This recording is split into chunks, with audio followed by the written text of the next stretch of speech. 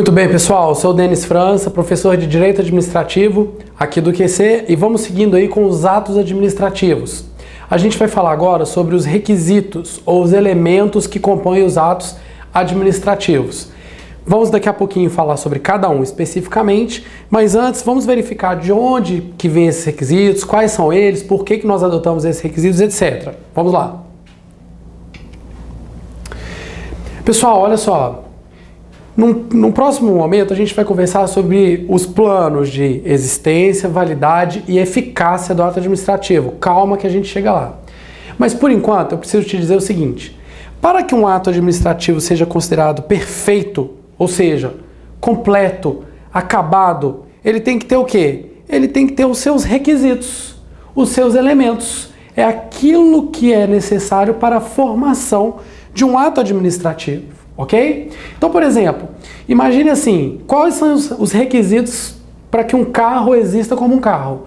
Olha, o carro tem que ter 4 rodas, tem que ter um volante, tem que ter banco para o motorista sentar, é aquele mínimo. Né? Eu estou dando um exemplo assim bem diferente para que você entenda o seguinte: ser perfeito aqui é ter todos os requisitos. E como eu disse, a gente ainda aborda isso num tópico específico. O importante agora é você perceber que sem esses requisitos, sem esses elementos, não há verdadeiramente um ato administrativo, tá certo? Então todo ato administrativo tem esses 5 requisitos ou 5 elementos. E aí a dúvida que a gente tem é: quais são esses elementos? Porque há doutrinadores que indicam alguns elementos como sendo os elementos que compõem o ato administrativo e outros doutrinadores indicam outros. Só que nós temos uma situação mais ou menos uniforme na doutrina, porque a maioria dos estudiosos acaba seguindo o que está previsto na Lei da Ação Popular, que é a Lei 4.717 de 65. Você se lembra o que é a ação popular? A ação popular está prevista lá no artigo 5º da Constituição. Nós temos um inciso que diz que o cidadão pode ajuizar uma ação popular com a finalidade de identificar e punir eventuais irregularidades aí do ponto de vista econômico. E hoje o conceito da ação popular está bem alargado, né? Qualquer prejuízo, qualquer vício que tem ali no ato administrativo, por exemplo, dá ensejo ao ajuizamento de uma ação popular. O caso então é que a ação popular, como ela vem falando de condutas administrativas e ela fala de eventuais vícios que podem surgir nessas condutas, a doutrina acabou apropriando da Lei da Ação Popular quais são os requisitos do ato administrativo. É o que eu vou mostrar para você agora, olha só. Então lá no artigo 2º da Lei da Ação Popular nós temos o seguinte: são nulos os atos lesivos ao patrimônio das entidades mencionadas no artigo anterior, que fala, né, qual é a abrangência, o alcance da ação popular, nos casos de... Aqui deixa eu fazer uma observação. Pessoal, questões relativas à nulidade, veja só, não tem a ver com a existência.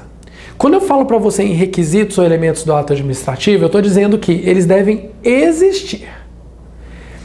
Isso é um pressuposto. São pressupostos de existência do ato administrativo. O que a lei está dizendo aqui é que se houver vícios nos elementos, nos requisitos, eu estou diante de uma nulidade. Entendeu essa diferença? Eu vou repetir para que você não se confunda. E eu insisto, nós temos um tópico próprio para estudar isso, mas eu preciso te dizer isso agora. A lei não está dizendo quais são os elementos diretamente, mas ela está dizendo que se tiver vício dessas 5 questões, há nulidade. Significa que essas 5 questões, esses 5 elementos, esses 5 pressupostos, eles formam o ato. Se eles forem válidos, ou seja, se eles forem conforme a lei, sem nenhuma nulidade, sem nenhum vício, eu tenho um ato que, além de existir, é um ato legal. Entendido até aqui? Então, seguindo aqui o raciocínio da Lei da Ação Popular, que é uma lei antiga, então às vezes a maneira como ela está escrita não é maneira tão clara, não é como seria feito hoje talvez, mas dá para a gente entender que isso vige até hoje, isso nos orienta até hoje. Então é o seguinte: se houver um probleminha de incompetência é um vício, o ato é nulo. Da mesma maneira, se houver um vício de forma, o ato é nulo. E eu vou explicar cada um desses requisitos. Se houver uma ilegalidade do objeto, ou se forem inexistentes os motivos, ou se houver desvio de finalidade. Então veja que aqui ele não apontou os pressupostos, os requisitos. A lei apontou o quê? Os vícios, que seria o desvio de finalidade, a inexistência dos motivos, etc, etc. Compreendido até aqui? Vamos avançar um pouquinho então. Então os vícios, pessoal, tá aí para você, ó. São defeitos, são ilegalidades que um ato pode ter. E esses vícios vão se manifestar naqueles elementos, tá certo? E aí nós temos um parágrafo único daquele mesmo artigo 2º que acabamos de ler, que diz assim: parágrafo único. Para a conceituação dos casos de nulidade, observar-se-ão as seguintes normas. A incompetência fica caracterizada quando o ato não se incluir nas atribuições legais do agente que o praticou. Então veja, agora ele vai explicar cada um daqueles vícios, como que ele se caracteriza. Então ele tem um vício que é chamado de incompetência. Qual que é o requisito do ato aqui? Competência. O vício, se houver um vício de incompetência. E quando que ele se caracteriza? Quando o ato não se incluir nas atribuições legais do agente que o praticou. É o ato praticado por um agente incompetente. Mas fique tranquilo, que daqui a pouco eu vou trabalhar cada um dos elementos com calma. Isso aqui é porque eu preciso que você veja como isso foi retirado da lei, ok? B. O vício de forma consiste na omissão ou na observância incompleta ou irregular de formalidades indispensáveis a, vamos ver o que está escrito aqui, existência ou seriedade do ato. Veja que essa questão de seriedade está muito relacionada à maneira como era colocado mais antigamente. É uma lei aí de já praticamente 50 anos. Mas quer dizer, o vício de forma é uma irregularidade de uma formalidade que seria indispensável para a existência ou para essa seriedade do ato, que seria uma legalidade do ato, ok? Seguindo. A ilegalidade do objeto ocorre quando o resultado do ato importa em violação da lei, regulamento ou outro ato normativo. Muito bem. A inexistência dos motivos se verifica quando a matéria de fato ou de direito em que se fundamenta o ato é materialmente inexistente ou juridicamente inadequada ao resultado obtido. Vai ficar tudo mais claro para você quando eu falar cada elemento individualmente. Mas veja, o motivo está relacionado à matéria de fato ou do direito, porque o motivo são pressupostos que levaram à prática daquele ato. Se esses pressupostos em que o ato se fundamentou forem inexistentes ou inadequados ao resultado, é claro que eu tenho um probleminha aí no motivo, ok? E finalmente, o desvio de finalidade se verifica quando o agente pratica o ato visando a fim diverso daquele previsto, explícita ou implicitamente na regra de competência. Entendido então? Então olha, um pouco abstrato até aqui. A lei não fala quais são os elementos. Ela aponta quais são os vícios que o ato pode ter. Ora, se o ato pode ter vícios em 5 questões, que seria vício de incompetência, de desvio de finalidade, de inveracidade do motivo, de irregularidade do objeto, etc, etc, eu tenho 5 elementos do ato administrativo, 5 pressupostos no plano de existência. Tudo bem? Então vamos seguindo agora. E agora eu vou falar para você, um por um, cada um dos requisitos. O primeiro está aqui para você no quadro, ó, é a competência do ato administrativo. Você pode encontrar alguma prova que chama competência de sujeito, porque tem doutrina que chama assim também. Tá? Mas o nome clássico aí, mais comum, é competência mesmo. Então o que é a competência, pessoal? Galera, lembre-se do princípio da legalidade aqui na administração, que tem um sentido bastante estrito. Por ele, nós sabemos que o administrador só pode fazer o que a lei manda. E a mesma coisa acontece na competência. O fato de eu ser administrador público, por exemplo, num determinado setor da administração, não faz com que eu possa agir em qualquer situação. Entendido? Eu não posso, se eu sou lá um agente da vigilância sanitária, eu não posso dar um alvará para construção, porque não é minha função. A lei vai dizer Cada agente público, para que ele é investido, quais são as atribuições, as competências daquele cargo público. Entendido? Então, a competência diz que um agente público, ou vários agentes públicos, né, porque naturalmente você tem cargos ocupados por várias pessoas, tem competência para praticar um ato, é a prerrogativa de praticar aquele ato. É mais do que uma prerrogativa, né? Porque a prerrogativa dá uma ideia assim, de um direito, de uma coisa que usa se quiser. E a gente sabe que o agente público competente é mais do que uma opção, ele tem o dever de utilizar a competência dele nos casos em que a lei assim determina. Então a competência, pessoal, ela até pode ser implícita, tá bom? Não tem como a lei dizer em cada caso, para a prática de cada ato, quem faz o quê. Mas isso às vezes decorre do próprio ordenamento, da própria combinação das leis, tá certo? Mas o ideal é você pensar o seguinte, não se liga muito nessa questão de ser expresso ou implícito, até porque as provas não costumam abordar. Você tem que pensar o seguinte, a competência decorre da lei. Isso aqui merece de nós um coloridinho. Vamos ver se sai um colorido aqui, ó. Fazer um coloridinho. Isso aqui é o básico da competência. A competência, pessoal, ela decorre da lei, entendido? Ah, mas é implícito, é explícito. Não tem problema. Ela tem que ser um resultado aí do que está previsto legalmente, ok? Então, né, muito importante isso aqui, ó. Você não presume competência. Presumir é diferente de ser uma questão implícita. A questão de ser uma competência implícita é o seguinte, olha, se eu tenho que fazer... o próprio Supremo Tribunal Federal já utilizou a chamada teoria dos poderes implícitos para dizer se um determinado administrador, ele tem que organizar a administração, porque ele é o chefe, o presidente daquele lugar, alguma coisa assim, o ministro, é claro que tem competências que implicitamente decorrem daquilo. Não é uma questão de presumir, é diferente. A competência não pode ser presumida, a competência não pode ser perdida. Ah, o agente público ficou sem exercer a competência dele, ele perdeu. Seria um absurdo. A competência decorre da lei. Gente, se a competência pudesse ser perdida, eu ia ter um costume revogando uma lei, o que nós já vimos que não é permitido, tá certo? E a competência não pode ser renunciada. Meu amigo, você já imaginou se um agente público pudesse renunciar à competência dele?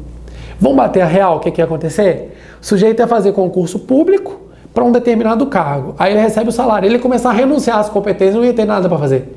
Isso não existe, seria um absurdo. É óbvio que isso não é possível, mas as provas adoram perguntar. Mesmo sendo uma coisa que dá para você deduzir, elas perguntam para você moleza, ok? Vamos lá. É possível que ocorra a delegação e a avocação de competências.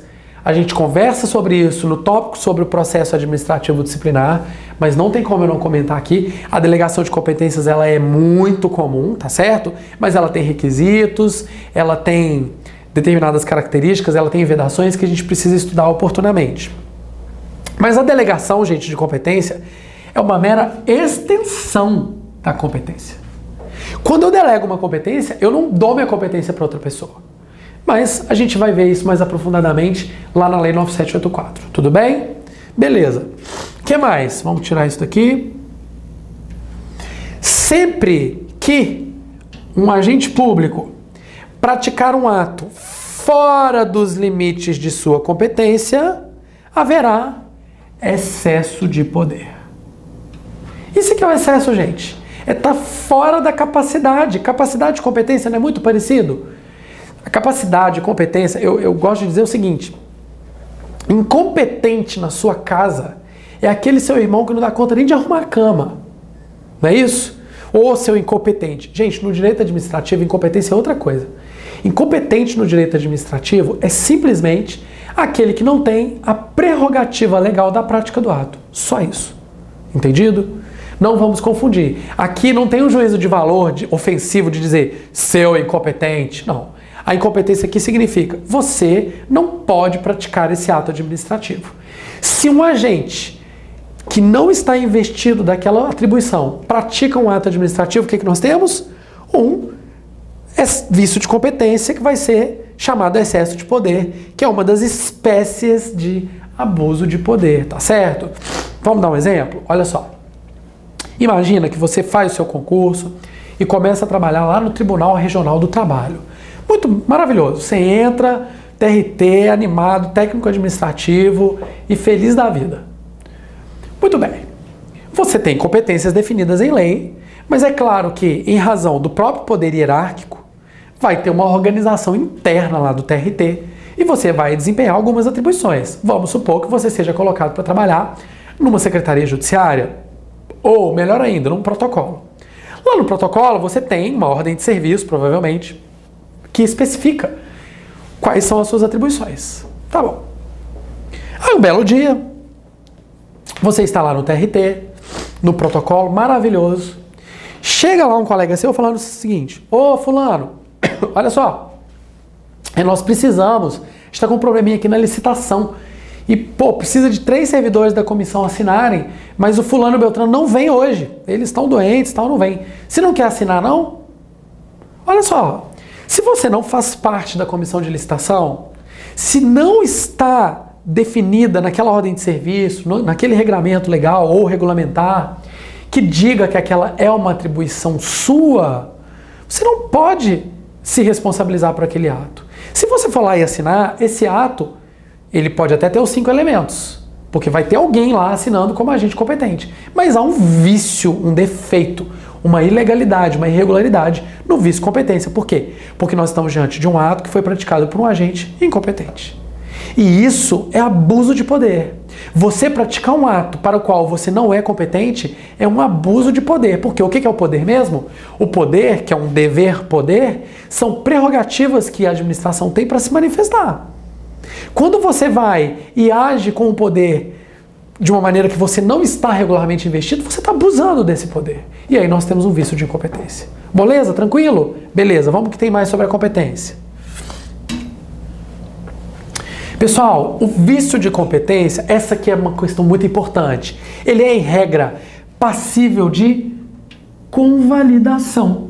Gente, o que é a convalidação? Olha só, um ato administrativo que tem uma nulidade ou uma causa de anulabilidade, se a gente for seguir até uma teoria mais civilista, vamos dizer assim. Se você estranhou isso, não se preocupe, provavelmente isso é algo que vai além do que seu concurso exige. Mas a questão aqui é o seguinte: eu tenho ali um vício de competência. Necessariamente, o que eu faço com o ato anulado? Olha, em regra, o ato viciado. Em regra, o ato viciado eu tenho que anular, ok? Porque se ele é viciado, se ele tem um defeito, ele já é nulo. Na verdade, eu vou apenas declarar a nulidade, que ela é retroativa. Acompanha comigo, vamos rever isso aqui? O ato foi praticado aqui por um agente incompetente. Aí o tempo passou. O tempo vai... O tempo vem produzindo efeitos. A vida passa produzindo efeitos. Aí chegou nesse momento aqui, eu percebi que lá na origem tinha um vício de competência. Igual esse exemplo que eu dei para você. Imagina que o sujeito não podia ter assinado aquela licitação e assinou. Gente, esse ato produziu efeitos na prática? Produziu. Mas eu pergunto para você, ele poderia ter produzido? Não, ele não poderia ter produzido efeitos. Então, na hora que eu identifico a nulidade desse ato, o que eu vou fazer? Eu vou declarar que o ato é nulo. E essa declaração vai ter efeitos o quê? Retroativos. Ou seja, é como se eu fosse... Ah, vai dar certo isso. Olha só. O efeito retroativo vai fazer o quê? Ah, ficou bonito isso. Apagou os efeitos. Apagou os efeitos. Por quê? Porque esses efeitos todos que foram produzidos não deveriam ter sido produzidos. Essa é a característica do ato nulo. Muito bem. Só que às vezes, pessoal, é possível eu dar uma salvada no ato que tem um vício. Por quê? Porque às vezes esse delete dos efeitos aqui, essa borrachinha que eu passei, não é boa para ninguém. O administrado tinha interesse na prática daquele ato, ele ficou sem os efeitos. Outra, às vezes tem efeitos, isso eu vou falar melhor depois, mas tem efeitos que não dá para voltar atrás. Porque passou o tempo, produziu, não volta no tempo. Tem efeito que não dá. Isso aqui é naquilo que for possível. Então, olha só. Às vezes o interessado estava de boa fé, Às vezes a administração praticaria daquela mesma maneira. Aí eu pergunto, tem jeito de convalidar, de salvar esse ato? O vício de incompetência é um caso clássico de convalidação. Por quê? Depende, tá? Depende de alguns requisitos, mas qual que é o principal deles? Muitas vezes, pessoal, a autoridade que praticou aquele ato não era competente, mas quem era competente é o superior. E como o superior poderia ter delegado essa competência, da mesma maneira que ele poderia ter delegado nas hipóteses em que isso é possível, então acaba sendo os mesmos requisitos aí, a autoridade superior, ela pode o quê? Convalidar esse ato. Ela vai virar e falar o seguinte, não, pera lá, realmente teve esses efeitos aqui, só que os outros elementos desse ato estão maravilhosos, não tem vício nenhum. O ato é bom para a administração, cumpre a determinação legal, é bom para o administrado, para o interessado daquele ato, é tudo perfeito. A autoridade que praticou realmente não poderia, mas eu posso, eu, autoridade superior, posso praticar um novo ato que vai convalidar aquele ato, ou seja, vai dizer, eu vi que tinha um vício, mas eu estou superando esse vício porque o que faltava nesse vício não era a minha vontade, eu que sou o chefe, pois estou dando a minha vontade agora. E qual que é a vantagem? A vantagem é que o ato vai continuar produzindo seus efeitos sem que eu tenha que desconstituir os efeitos pretéritos. Então é um caso clássico de convalidação que a gente aproveita para ver de uma maneira mais ampla. É um caso clássico de convalidação porque permite os efeitos o quê? Dali para frente, prospectivos, ok? Tranquilo, né? Então, existe a convalidação do ato administrativo? Existe. Esse aqui é um caso clássico de convalidação, eu já estou adiantando aí para deixar isso claro para você, ok? E, finalmente, a última observação que eu pus para você sobre a competência é que a competência é um elemento vinculado. Não há discricionariedade para se definir a competência. Não tem uma margem de oportunidade, de conveniência. Não, aqui é melhor que seja praticado pelo fulano, pelo beltrano. Não, a competência decorre da lei. Eu não estou dizendo que não possam existir vários agentes competentes, mas aí vai ter uma determinação legal para dizer quem é que vai praticar o ato em determinada situação. É diferente. Quando eu falo aqui que é um ato vinculado, é no sentido de a própria autoridade, ela não tem lá uma discricionariedade nesse sentido, tá bom? Em relação à competência. Ah, mas ele pode delegar a competência. Mas delegar a competência não é discricionariedade.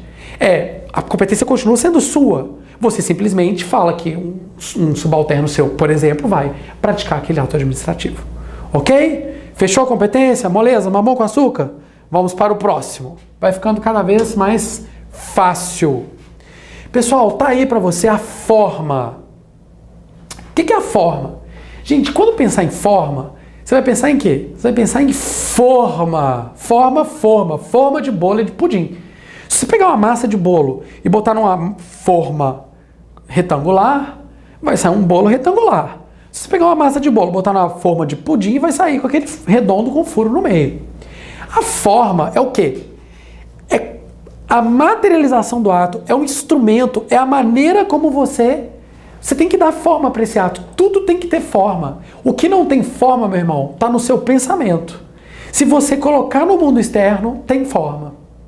Pode ter forma oral o ato administrativo? Gente, em regra, o ato administrativo, ele vai ter a forma escrita, tá bom? Em regra. Mas existe até essa possibilidade, e aí eu vou comentar com você, que é aquela hipótese do pronto pagamento, de valores muito pequenos previstos lá na lei de licitações, que podem ser feitos pequenos pagamentos, né, até com o cartão de crédito lá de suprimento de fundos, em que é um contrato que a administração pública faz que é oral. Isso é raríssimo, que normalmente a forma escrita é a forma definida em lei. Estão compreendidos na forma, pessoal? Tudo que a lei fala que tem que estar no ato. Então olha que interessante. A Lei 9784 fala que, em regra, o ato administrativo vai ser praticado de forma escrita. Ok. Só que nós temos diversas leis que dizem o seguinte, eu vou dar um exemplo que eu acho que é o melhor. A lei de licitações, ela fala assim, que para que uma licitação seja homologada, para que esteja tudo ok com ela, tem que estar ali um parecer do órgão jurídico. Então, veja, é o meu caso, eu sou advogado da União. Se eu trabalhasse num órgão de licitações, eu ficaria dando pareceres, eu não faço isso, mas tem colegas que fazem. Eles dão um parecer para dizer o seguinte, olha, com essa licitação aqui tá tudo ok. É um parecer que tem que vir assinado pelo advogado da União na esfera federal. Tudo bem? Ok. Prezados, o que acontece aqui é o seguinte, a ausência desse parecer, como a lei disse que tem que ter aquele parecer, esse parecer passa a integrar a forma do ato. A ausência desse parecer faz com que haja um vício de forma. Eu não estou nem entrando no mérito se aquele parecer foi feito, se ele não está ali, se ele não integrou o processo administrativo e que vai gerar um ato, né, lá na frente para poder definir a licitação, homologar, adjudicar, etc., aquele ato já é por si só viciado. Olha que interessante. Então, sempre que a lei fala, olha, o ato administrativo tem que conter isso, ou sempre que a lei fala, olha, esse ato administrativo, ele tem que ser escrito, são elementos aí de forma, ok? Agora, apesar de a lei 9784 dizer que, em regra, os atos administrativos têm que ser escritos, existe um princípio que se chama instrumentalidade das formas, que é muito interessante. O que ele diz? Olha, a forma é um instrumento para um conteúdo, para um ato, esse sim é o fundamental. Porque nós temos que combater também uma administração excessivamente burocrática, em que tudo tenha que seguir um rito muito complexo. Vou te dar um exemplo. Será que quando você junta um pedido, alguma coisa, dentro de um processo administrativo que está, sei lá, você está pleiteando um alvará para construir seu imóvel, será, meus amigos, que você tem que autenticar em cartório todos os documentos? Então são questões que a gente tem que ver o seguinte, o fato de ter que ser escrito, por exemplo, não quer dizer que tem que ter muitas formalidades, não quer dizer que tem que ser naquela folha e tal, a administração não pode fazer exigências desse tipo. Se o sujeito levar lá escrito num papel de pão, talvez ela vai ter que aceitar, porque ela tem que dar o quê? Instrumentalidade para a forma. A forma não pode se tornar um obstáculo, entendido? A forma ela é importante quando ela tem uma finalidade. Quer ver um exemplo? Por que é importante eu ter a forma escrita? Porque o ato administrativo escrito, ele se torna muito mais fácil de ser controlado pelo controle judiciário, controle legislativo, controle da administração. Tudo bem? Ok.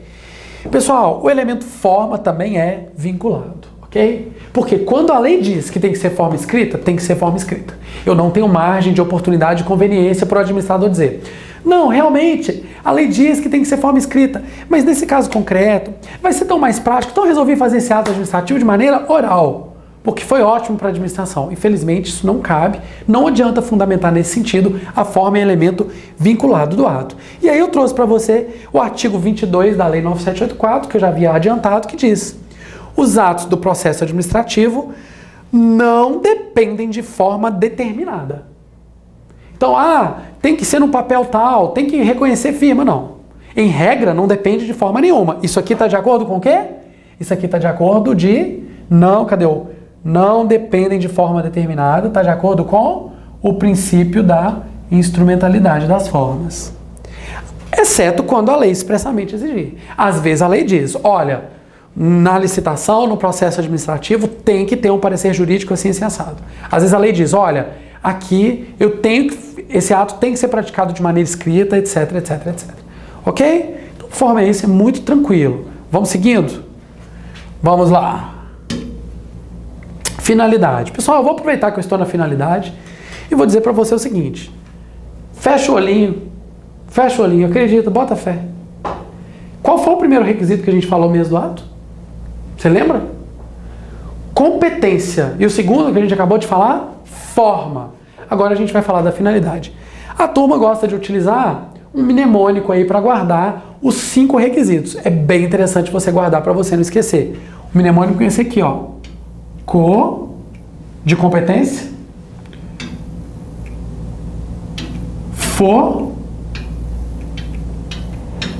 fimo, competência, forma, finalidade, motivo e objeto. Tá certo?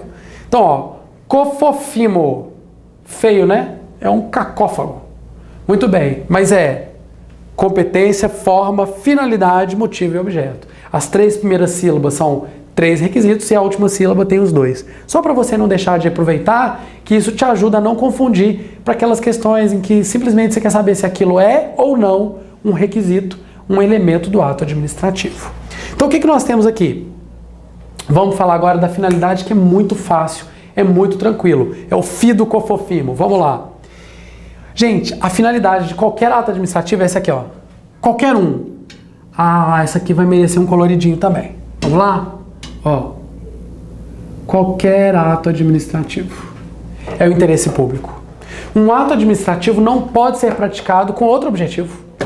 Nós não estamos aqui sob o império de um princípio, também conhecido como a supremacia do interesse público.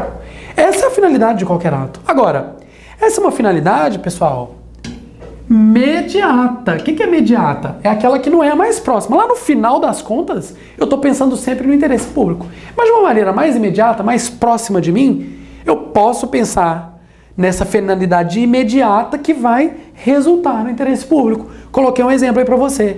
Poxa, a punição de um servidor que cometeu uma infração.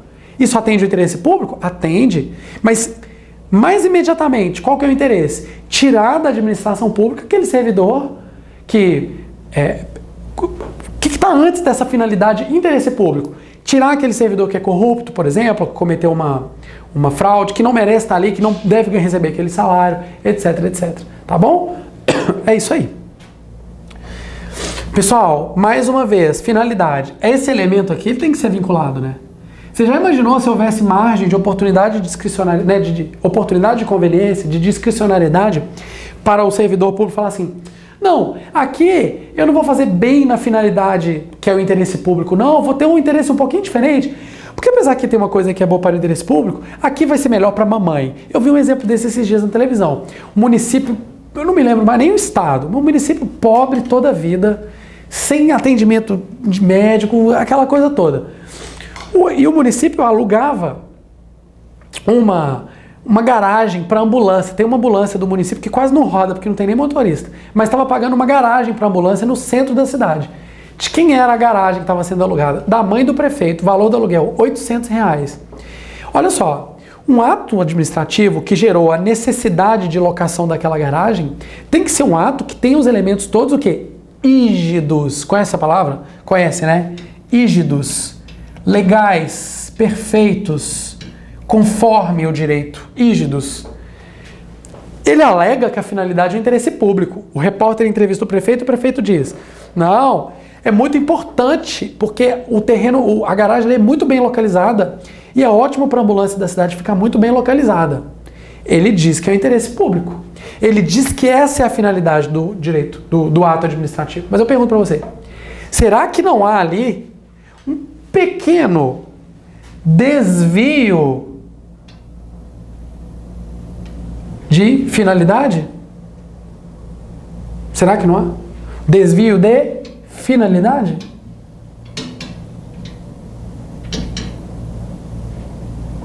Que é uma espécie aí do abuso de poder. Eu coloquei desvio de poder, a gente pode chamar de desvio de poder ou desvio de finalidade. É uma espécie do abuso de poder. Você lembra? O abuso de poder se divide entre excesso de competência e desvio de finalidade. Será que não há? Claro! Se na verdade, ele alugou aquela garagem, mais pensando no aluguelzinho garantido para a mamãe, do que na efetiva necessidade do interesse público ali, há um desvio naquele ato, tá bom? Então é claro que esse elemento é vinculado e não pode ter discricionariedade. Olha só, eu não vou nem dizer que ele estava errado. Há indícios que ele estava errado. Mas se ele conseguir demonstrar, no caso concreto, que alugar a garagem da mãe dele é o melhor para o interesse público, ou seja, se a finalidade do ato, interesse público, estiver preservada, tudo bem. Ok? É essa a questão, então. Tranquilo, finalidade? Eu disse que ia ficando cada vez mais fácil. Finalidade é moleza. Cofofimo. Vamos lá, seguindo. Opa, aí... Motivo, então, competência, forma, finalidade, motivo e objeto. Estamos no M. Motivo. Gente, o que é motivo? Muito fácil. Eu gosto de definir sempre assim, ó. São os pressupostos de fato e de direito que ensejam a edição do ato administrativo. Você tem motivo para fazer as coisas na vida. Qual é o motivo de você estar aí assistindo essa aula? Qual é o pressuposto de fato que te levou a assistir essa aula? E a administração, a mesma coisa. Eu vou te dar um exemplo. Vamos supor o ato administrativo que inicia a preparação de um concurso público. Qual que é o motivo? Olha, pressuposto de fato, pressuposto de direito. Exemplo de pressuposto de fato. Há cargos vagos. Eu preciso prover esses cargos, e esses cargos precisam de gente aprovada em concurso. É um pressuposto de fato. Exemplo de pressuposto de direito. Eu tenho uma previsão legal de que se eu não habilitar a pessoa por meio de concurso público, eu não posso colocar ninguém para trabalhar lá. Eu tenho que habilitar por meio de concurso público. Então esse é o motivo do ato administrativo que leva à abertura de um concurso público, por exemplo. São os pressupostos de fato de direito que estão dizendo eu preciso fazer o concurso e tem que estar aqui todo o arcabouço legal que fundamenta isso. Ok? Pessoal, isso aqui é bem interessante, mas a gente vai trabalhar num tópico próprio. O motivo não se confunde com a motivação. Ué, mas é tão parecido? É parecido, gente. Só que aqui no direito administrativo, motivação não é requisito. Requisito é o motivo. A motivação é como se fosse uma historinha. Vou dar um exemplo de você aí do outro lado. Por que você está assistindo essa aula? Motivo. Quero passar em concurso público, acho que preciso aprender mais, quero arrebentar na prova. Esse é o motivo de você estar assistindo a aula. A motivação dá outra ideia. A motivação é, poxa, minha história é essa. Eu não estou satisfeito no meu trabalho, quero um trabalho estável, meu chefe me oprime, quero um salário melhor, quero uma condição XYZ, acho que vai ser bom por isso. Isso seria a motivação. Então lá na frente eu vou explicar especificamente para você sobre motivação, quando a gente falar de teoria dos motivos determinantes. Tem esse tópico aí, você pode acompanhar lá. Tudo bem? Mas aqui era o que bastava. Motivo basta você se lembrar que são os pressupostos de fato e de direito que conduziram, levaram e ensejaram a prática do ato. Firmou? Maravilha! É elemento motivo que pode apresentar discricionariedade. Ah, esse merece um desenho. Pode apresentar discricionariedade. Pessoal, o que é discricionariedade mesmo? É uma margem de oportunidade e conveniência que permite ao administrador definir, no caso concreto, uma parte ali dos elementos. Eis que quando o ato administrativo ou ele é totalmente vinculado, ou ele é uma parte vinculada e uma parte discricionário. Quando existe alguma margem de discricionariedade no ato, essa margem está num desses dois elementos aqui, ó. Ou ela está no motivo, ou ela está no objeto. É o que diz a doutrina majoritária. Ok? Aí você está falando, professor, mas pera lá. Como que o pressuposto de fato e de direito enseja discricionariedade? Pessoal, a lei tem que autorizar isso. A discricionariedade não vem do nada, ok? Vou usar com você mais uma vez um exemplo do concurso público, que ele sempre nos ajuda, que é uma coisa do seu cotidiano já. Você sabe que na Constituição nós temos uma determinação de que o concurso público terá validade de até 2 anos, prorrogáveis por igual período. É isso que a Constituição diz, lá no artigo 37. Muito bem, pergunto para você. Fez um concurso público lá do Tribunal Regional Federal da primeira região. Validade de 2 anos. Tá para vencer agora em 30 dias, vai vencer o concurso.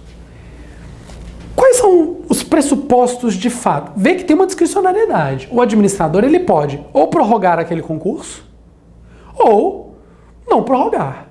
E aí, se ele não prorrogar, ele vai abrir o quê? Um outro concurso. Viu que é a discricionariedade? Ele tem uma escolha. O que vai conduzir ele à escolha? O motivo dele. Pressuposto de fato. Por quê? Às vezes ele vai pegar a lista dos aprovados e vai falar, olha, eu tenho 500 aprovados, já chamei 200. Esses 300 que eu ainda tenho aprovados devem ser suficientes para os próximos 2 anos. Então é besteira eu fazer um outro concurso agora. Viu que é um pressuposto de fato, que orienta aqui, que compõe esse motivo, e que naquele caso específico fez a discricionariedade dele escolher o quê? Prorrogar o concurso, porque ele tem muitos aprovados ali. É uma situação, ok? Vamos supor uma outra situação. O administrador pega a lista e fala, poxa, eu tinha 500 aprovados, mas eu já chamei 450. Eu não tenho como chamar 50 agora, antes do concurso vencer, mas eu sei que no prazo de 2 anos eu vou precisar de mais. Então o melhor para o interesse público é eu, observando aquele pressuposto de fato, aquele motivo, é eu não prorrogar esse certame e fazer um novo. Tá certo? Esse exemplo que eu dei, eu acredito que no caso concreto ele até poderia fazer o quê? Prorroga, logo vai esgotar essa lista e já manda fazer outro concurso, gente. Porque concurso público é o seguinte, tem que ter sempre um concurso válido, um órgão que é grande, igual um Tribunal Regional Federal. Porque todo dia aposenta alguém, todo dia morre alguém, não torça para isso, para sobrar uma vaga para você, mas morre, aposenta, morre, alguém sai para outro órgão. Então você tem que ter sempre de onde repor. Você tem que ter sempre gente saindo, já que tem gente saindo, você tem que ter sempre gente que possa entrar. Então o concurso é uma necessidade constante. Tá bom? Mas você conseguiu compreender que se o pressuposto de fato é diferente, a análise do administrador é diferente, eu tenho um motivo diferente e, portanto, eu tenho ali uma porta para a discricionariedade. Ok? Muito bem. Vamos então avançar para, finalmente, falarmos aí do requisito ou elemento objeto. E, pessoal, o que é o objeto? Diz a doutrina que o objeto é o efeito prático que o ato gera. É a consequência do ato administrativo, ok? Então, quando eu penso assim, eu vou dar um exemplo já, deixa eu falar isso aqui primeiro. O objeto, seguindo lá o próprio direito civil, ele tem que ser lícito, ele tem que ser legal, se ele não for, ele é viciado. Ele tem que ser possível, né? Não tem como você ter um objeto que é impossível, isso aqui é do direito civil e o direito administrativo toma emprestado. E ele tem que ser determinado ou determinável da mesma maneira que o direito civil. E, gente, olha que interessante isso aqui. Para a doutrina majoritária, objeto é sinônimo de conteúdo. Conteúdo do ato, se aparecer na sua prova, muito provavelmente significa o quê? Mesmo que objeto, tá bom?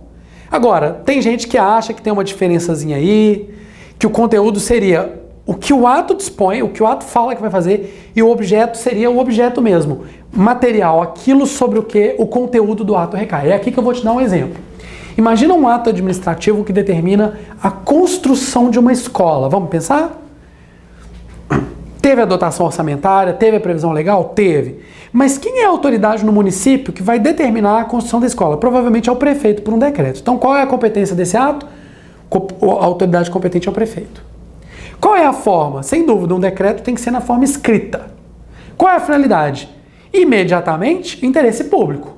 Mediatamente, o fomento aí à educação, a oferta de maiores vagas na rede pública de ensino. Qual é o motivo? Pressuposto de fato de direito. Pressuposto de direito. Poxa, tem dotação orçamentária, tem uma lei que determinou fazer essa escola e é a obrigação do município oferecer a educação básica. Pressuposto de fato. Eu tenho os recursos, eu tenho o terreno e eu tenho que determinar a construção dessa escola. E o que seria o objeto? A construção da escola. Tá certo?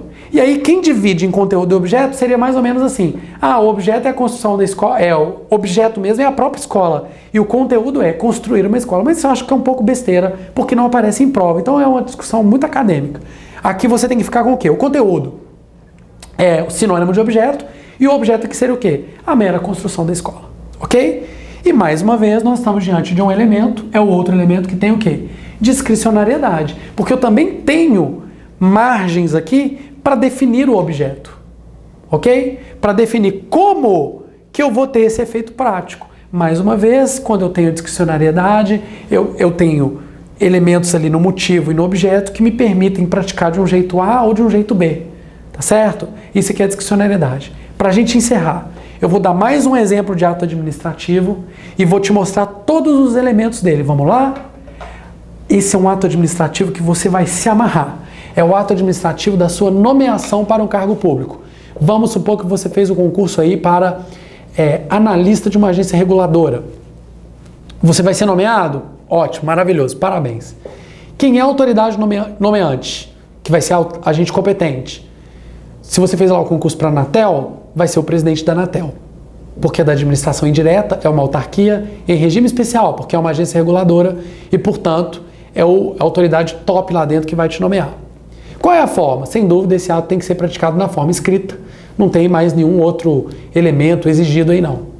Qual é a finalidade? Interesse público, que vai se materializar imediatamente ali com o aumento do quadro de servidores que vão poder prestar o serviço da Anatel de melhor maneira. Qual é o motivo? Pressuposto de fato de direito. Existência de cargo vago, existência de dotação orçamentária para pagar aquele sujeito, são pressupostos. Qual é o objeto? É a nomeação em si. O objeto, o resultado prático que aquela portaria gera é pegar um sujeito e investi-lo das funções de servidor público. Ok? Mole? Meio longo, né? Mas isso aqui é muito importante. Se você não entender isso aqui de uma maneira bem robusta, você tem dificuldade de jogar com todas as outras questões aí de atos administrativos. Você veja que aí no site tem muita questão de ato administrativo. Então aproveita, treina bastante, porque é praticando que você aprende, não é isso? Então muito obrigado e até um próximo.